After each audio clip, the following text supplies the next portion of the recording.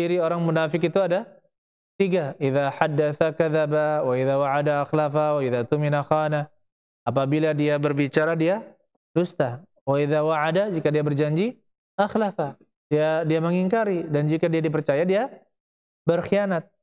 Nah, di sini kemudian dalam riwayat lain ada disebutkan 4 khisal. Arba'atu khisalin, 4 hal yang apabila ada pada diri seorang, karena munafikan khalisan, dia benar-benar munafik. Nah, satu cirinya yang tidak disebutkan dari 3 tadi, wa idza khasama ghadara. Apabila dia bermusuhan, dia itu curang. Jika dia bermusuhan, dia itu apa? Curang. Nah, jadi keempat ciri ini, kalau ada dalam diri seorang, dusta, berbicara dusta, tidak tepat janji, dipercaya berkhianat, ketika bermusuhan dia curang, berbuat curang, maka ini menjadi ciri-ciri munafik. Karena seorang mukmin tidak akan melakukan hal tersebut. Tetapi kalau masalah vonis, memvonis seseorang bahwa dia itu munafik. Munafik itu kan artinya pura-pura Islam. Zahirnya muslim, tapi hatinya kafir. Dia tampakkan keislamannya, tapi sebenarnya dia itu orang yang bukan Islam. Dan itu di zaman Nabi SAW sangat banyak. Di zaman ini pun banyak orang yang hanya mengaku-ngaku Islam, itu sangat banyak. Auzubillah min dzalika. Oleh karena itu, berhati-hatilah. Jadi, apakah cukup satu? Jawabannya tidak. Dia harus terpenuhi keempat itu. Kemudian juga tidak bisa kita vonis langsung kepada orang tertentu, itu hukumannya hanya bagi Allah Subhanahu wa taala. Kita tidak mengetahuinya, ya, tidak mengetahuinya. Jadi ini masalah hati.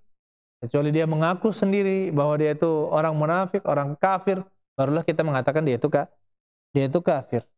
Jadi untuk vonis orang per orang maka itu berat.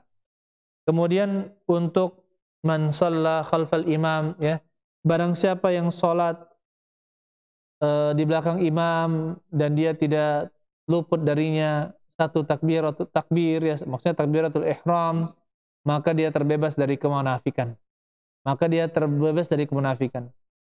Baik. Begitu pula siapa, kata Rasulullah SAW, yang kamu lihat seorang yang dia itu selalu rutin mengerjakan salat berjamaah, maka saksikanlah bahwa dia seorang mukmin. Saksikanlah dia seorang mukmin. Kenapa? Karena ciri orang munafik salah satunya adalah malas salat berjamaah. Salat berjamaah hanyalah ketika dilihat oleh orang. Jadi kalau ketika salat Isya di zaman dahulu, Isya itu padam, tidak ada lampu, gelap, betul-betul gelap. Lampu pada saat itu sangat mahal.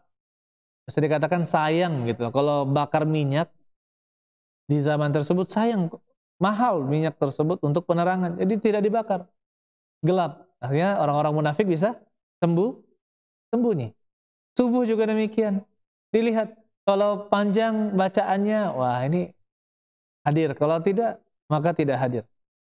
Oleh karena itu, ketika Nabi SAW bacaannya panjang, maka terang. Langit terang. Sehingga Nabi pun tahu siapa yang munafik dan siapa yang tidak. Siapa yang hadir salat subuh, siapa yang tidak. Oleh karena itu, ya ikhwan rahimani wa rahimakumullah. Jadi, apakah di sini bisa istiqamah? Maka kita katakan, orang yang sudah pernah 40 hari, selama 40 hari, dia seperti itu, maka harapkanlah agar tidak tercatat sebagai orang munafik. Ini namanya usaha. Adapun kalau seorang sudah berhasil sholat selama 40 hari, maka tidak pantas dia berbangga diri atau merasa aman dari neraka, merasa aman dari azab. Tidak. Justru orang yang sudah taat, semakin tinggi keimanannya, dia akan semakin khawatir apakah Allah Subhanahu wa taala akan menerima amalannya atau tidak. Walladzina yu'tuna ma ataw wa qulubuhum wajilah annahum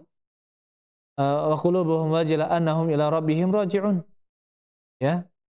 Walladzina yu'tun, orang-orang yang telah memberikan atau telah melakukan apa-apa yang telah mereka berikan atau apa-apa yang telah mereka lakukan. Wa qulubuhum wajilah. Sedangkan hati-hati mereka itu takut. Ya, hati-hati mereka itu takut. Maksudnya takut apa? Takut apa yang telah mereka lakukan dari amalan-amalan soleh yang banyak itu tidak diterima oleh Allah Subhanahu wa taala. Oleh karena itu disebutkan perkataan seperti perkataan Al-Hasan Al-Basri tentang ayat ini, ya. Orang mukmin itu tidak khawatir. Orang munafik itu tidak mengkhawatirkan dirinya. Sedangkan orang mukmin dia mengkhawatirkan dirinya. Atau perkataan yang semisal itu dari Al-Hasan Al-Basri. Intinya apa?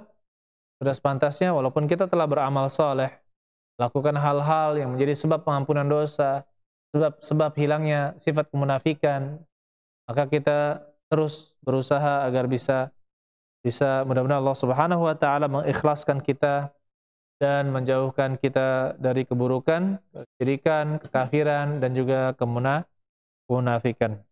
Allah alam bissawab.